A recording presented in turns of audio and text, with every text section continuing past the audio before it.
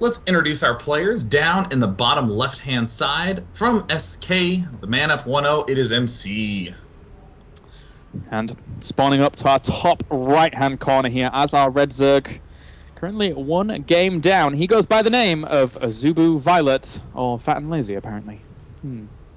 Fat and Lazy. What an excellent name. Yeah. In fact, speaking of which, I've recently been trying to consume largely vegetables. Yeah? In an effort to shed all my all the pounds. Is that pounds accrued over Christmas, or is that pounds just accrued? That is actually, these are status quo pounds. These are pounds that have always just sort of been with me. Yeah. That I've carried through my life. We have so many memories together, but you know, at the end of The Lord of the Rings, the hobbits, still, you know, there was that scene with the boat, you know, where they all split up and the journey ends. It's like it's like painful. That's like what I want it to be like with my fat. Yeah. I want to put it on a boat where it goes off somewhere else for some adventures. Aw, with mystical music in the background, waving goodbye. And everyone's like, Jesus, this could have ended an hour ago. It's true. Oh, bless. Yeah, I'm still holding on to Christmas pounds, unfortunately. They snuck up on me, actually, really, really scarily this year. But anyway, getting back to StarCraft, as we do have for now. MC, he's going to try and chase away. Will he be able to block the hatchery? The answer is yes. Nicely done by him for now. viOLet, meanwhile, oh, managed to sneak it down, actually. So MC with a lapse in control, whilst we now have MC going for his own expansion himself and just walling it off with a standard normal Forge play. So viOLet's going to see this, be completely comfortable in what he sees. He knows exactly anything that MC can do from this point on. And we do have those 2 Zerglings on the way for viOLet. So pretty darn normal at this point. Nothing too scary. Daybreak, as I've said many, many a times, it's the one map that you go to for just standard play. Daybreak is perfect for that kind of thing. And?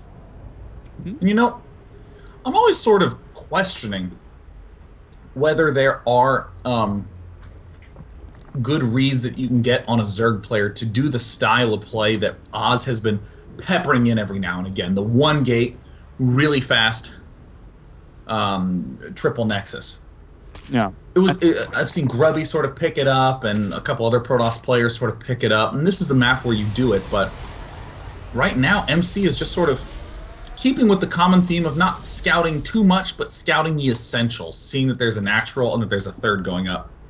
Yeah. And that's exactly what he needs to see here. That's very, very important. As he runs away with the probe. But by the Oz style, do you mean the triple nexus into the Void Ray style? Yeah. That thing's awesome. Yeah.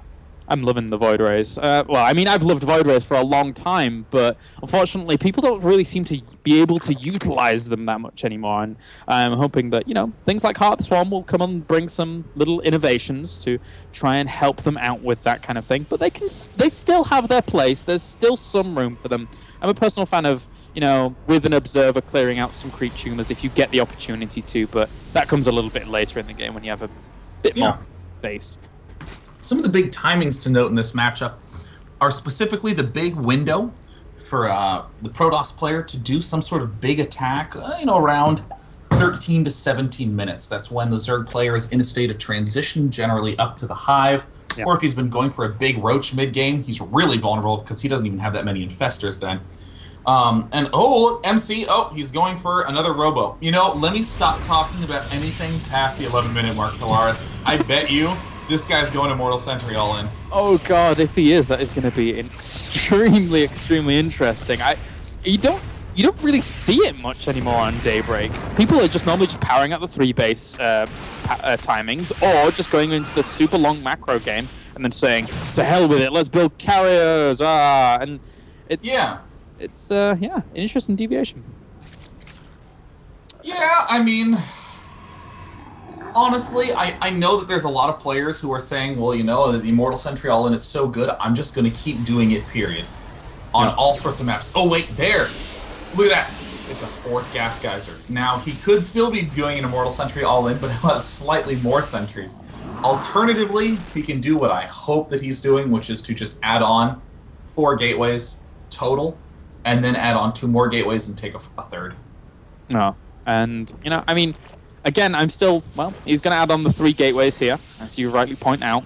This can still lead to an Immortal Sentry all-in, but you're right, he does have options, which is nice.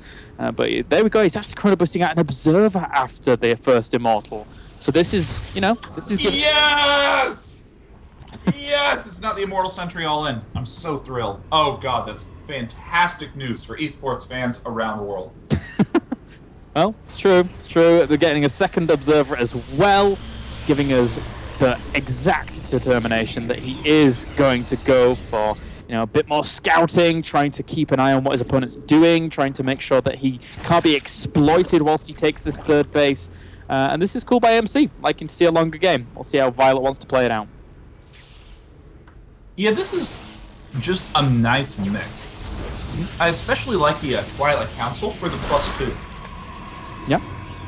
It's nice. It is nice. He can quite easily crank that out. And also, it gains him access to the blink if he wants to go for that. But for the most part, the +2 is so important here. Cranking out +3 weapons super, super fast is actually a really, really underlooked and underappreciated factor in the Protoss arsenal, because it just adds so much damage, especially when you get up to those, you know, that 4 Colossus count that can be so devastating against these kinds of ground armies we see Zergs employ. And here we have 1 more gateway going down, hoping to see another. Now, this is the standard defensive formation when getting this third base up. And right now we see that viOLet is doing a little poking and prodding, 17, 19 roaches popping out right now. Here's how MC's going to want to play this out. First, he's going to have the defensive gateways and be getting blink and +2. Following this up, if he holds the attack off, he will then just do an instant shove, not even getting any geysers at this northern base, and just push with 8 gateways of Blink Stalkers. It's a really, really excellent way to punish a player who overbuilt for a mid-game attack. Yeah, well, you're right though, and he does have to survive this first, as for now viOLet is gearing up in position to try and exploit the extremities of his opponent's bases, trying to exploit and draw him thin in essence as he does push in, trying to kill off one of the cannons. And already killed one of them. Kills off a second though. Zerglings and Roaches have to pull back for now, but there's still so many Roaches actually barreling down on this location. This could get sticky. Yeah, it's all going to be up to this micro from MC. He has to control this well. Force fields have to be on point, but more importantly, the unit splitting has to be on point. Having some Stalkers run one way, and does get a really nice pickup up at that north side, but look at viOLet just charging straight up to the Cybernetics core using old school style, and now all of a sudden, fat and lazy, aka AZUBU viOLet, is suddenly about to get himself a solid win.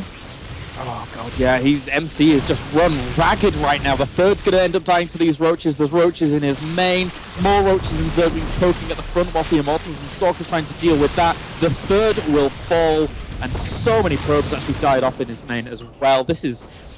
viOLet's just everywhere, and dealing with this as a Protoss is so, so hard. This is the style that everyone stopped doing as Zerg. Yeah. Everyone was doing this for a while because Stefano would do it and win, and then they were like, nah, we're just Broodlord Infester.